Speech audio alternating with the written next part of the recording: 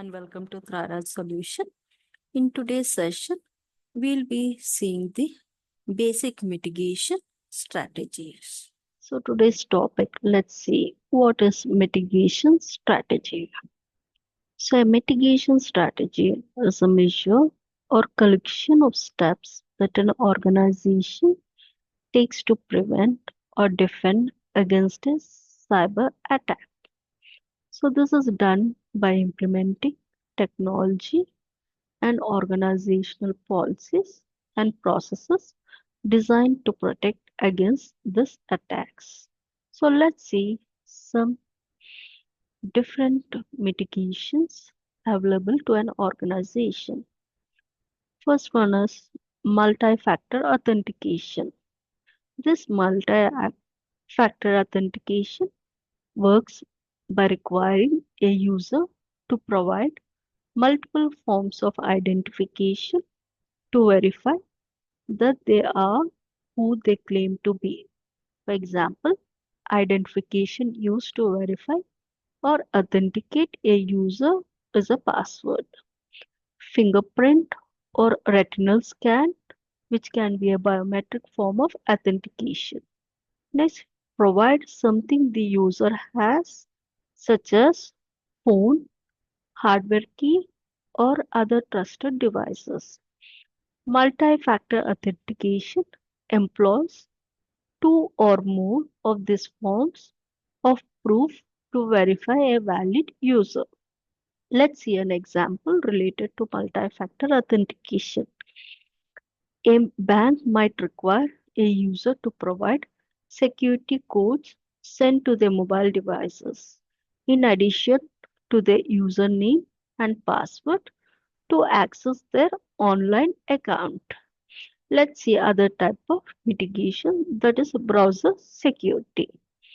We all rely on browsers to access the internet, to work and carry out our daily tasks. Attackers can compromise purely secured browsers.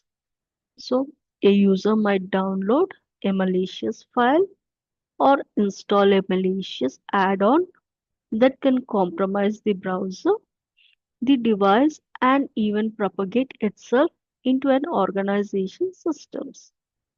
Organization can protect against these types of attacks by implementing security policies that prevent the installation of unauthorized browser extensions or add-ons.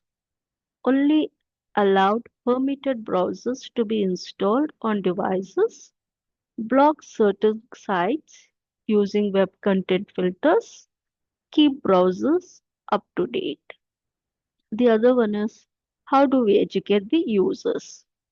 Social engineering attacks rely on the vulnerabilities of humans to cause harm. So organization can defend against social engineering attacks by educating their staff. Users, users should have or learn how to recognize malicious content they receive or encounter and know what to do when they spot something suspicious.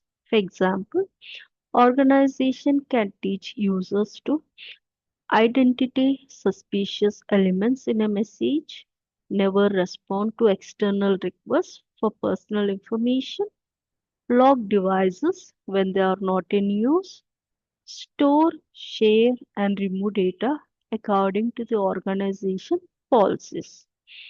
The other form of mitigation is the threat intelligence. It enables an organization to collect system information, details about vulnerabilities, information on attacks, and many more.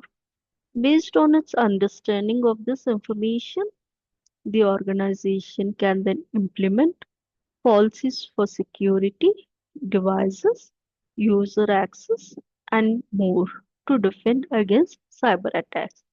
Therefore, the collection of information to gain insights and respond to cyber attacks is known as threat intelligence.